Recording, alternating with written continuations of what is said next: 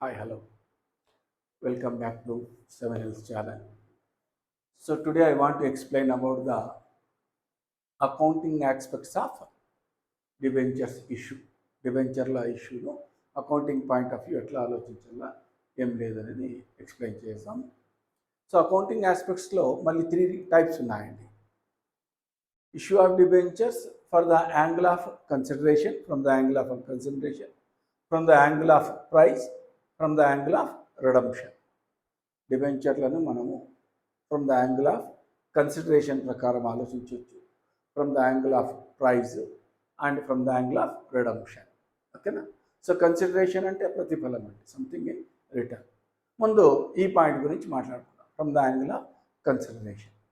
From the angle of కన్సిడరేషన్లో మళ్ళీ 3 types ఉన్నాయి మనకు.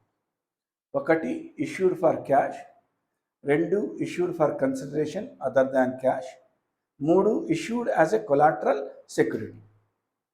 Collateral security. సో ముందుగా వీటి గురించి 2 పాయింట్స్ గురించి ఈరోజు డిస్కస్ చేద్దాం. కొలాటరల్ సెక్యూరిటీ నెక్స్ట్ క్లాస్లో డిస్కస్ చేసుకుందాం. Now from the angle of కన్సిడరేషన్లో ఇష్యూడ్ ఫర్ క్యాష్, క్యాష్ రూపంలో డిబెంచర్లను ఇష్యూ చేస్తున్నాము.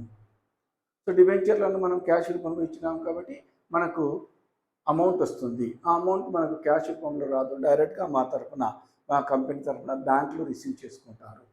So banker is the receiver కాబట్టి పర్సనల్ అకౌంట్ ప్రకారం బ్యాంక్ అకౌంట్కు డెబిట్ చేస్తున్నాం.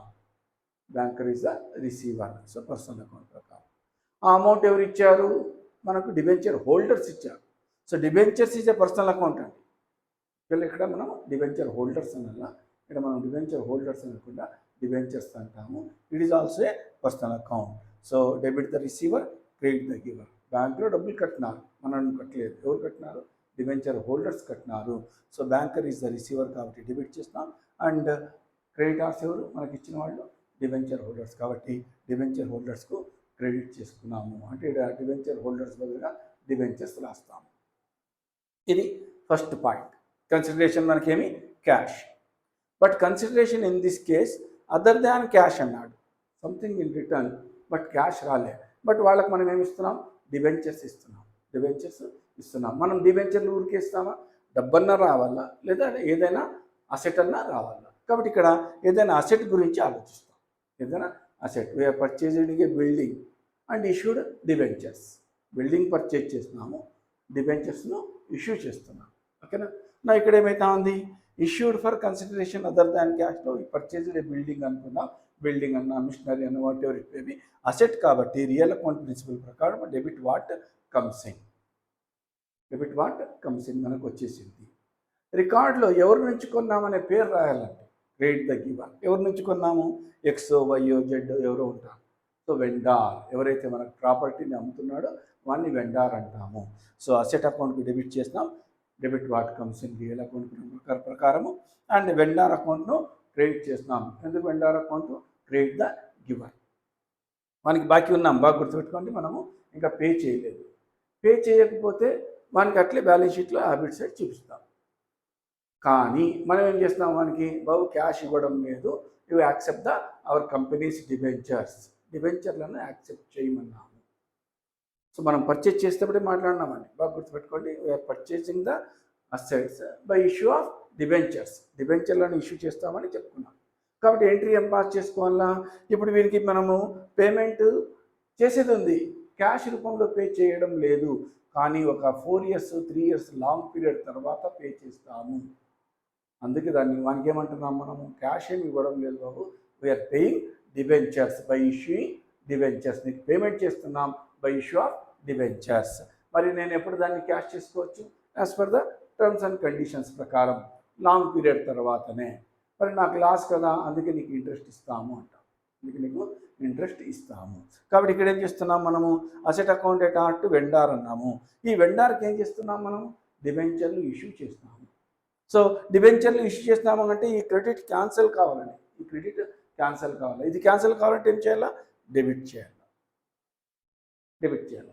మరి వాళ్ళకి ఏమి ఇచ్చినారు? మీరు క్యాష్ ఇవ్వలేదు, కానీ ఏమి ఇచ్చినారు? డిబెంచర్స్ ఇచ్చారు. So to debentures account. This is a transfer entry అండి. This is a transfer entry. So vendor అకౌంట్కు డెబిట్ చేస్తున్నాము, డిబెంచర్ అకౌంట్కు క్రియేట్ చేస్తున్నాం. ఇప్పుడు నీకు కరెక్ట్గా ఏం ఎంట్రీ మిగులుతుంది చూడండి.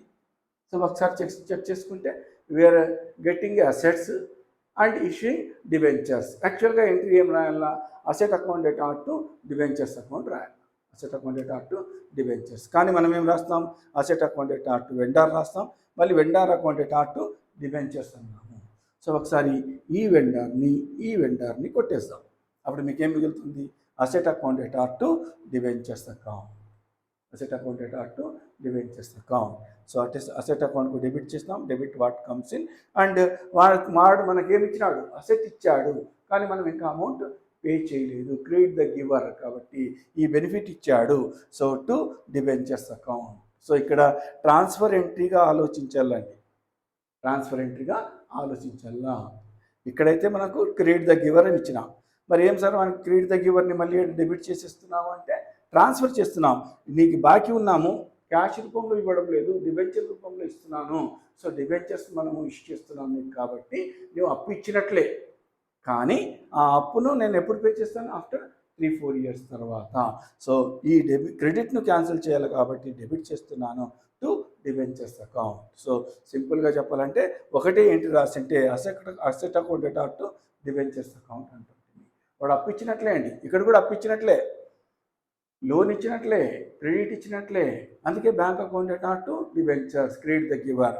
Asset account data to debentures, credit the giver. ఏమంటే ఇక్కడ మనం 2 ఎంట్రీలు రాస్తున్నాం కాబట్టి ఇక్కడ నీకు రియల్ అకౌంటా పర్సనల్ అకౌంటా అంటే పర్సనల్ అకౌంటే, కానీ ఇక్కడ ఆలోచించేటప్పుడు ట్రాన్స్ఫర్ ఎంట్రీ అని ఆలోచించండి, మీకు ఈజీ అవుతుంది. నా issued as a collateral security అన్నాడు.